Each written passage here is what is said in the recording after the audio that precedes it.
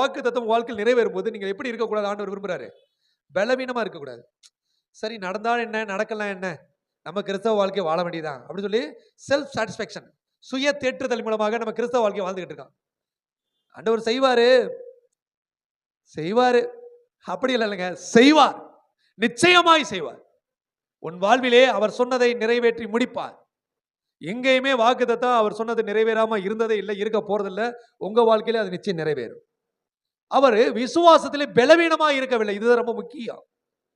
இன்னைக்கு நம்முடைய சுதந்திரத்தை, நம்முடைய ஆசீர்வாதத்தை நாம் பெறுவதற்கு நமக்குள்ள ஒரு பெரிய தடை இருக்கு. சூழ்நிலையை பார்க்கிறோம், காரியங்களை பார்க்கிறோம். ஆண்டவர் உனக்கு ஒரு மேன்மையை தருவேன்னு சொல்றாரு, சொல்லி நம்ம வாக்குத்தத்தத்தை ரிசீவ் பண்ணியிருக்கிறோம். வருஷங்கள் முடிந்துருது. சரி, இனி புது வாக்குத்தத்தத்துக்கு எதிர்பார்ப்போம் அப்படின்னு நம்ம என்ன செய்யறோம், அதுக்குள்ள ஸ்கிப் ஓவர் ஆகி கடந்து வந்துடும். அப்படிலாம் இல்லை. சொன்னதை செய்யும் அளவும் அவர் உன்னை விட்டு விலகுவதும் இல்லை, உன்னை கைவிடுவதும் இல்லை.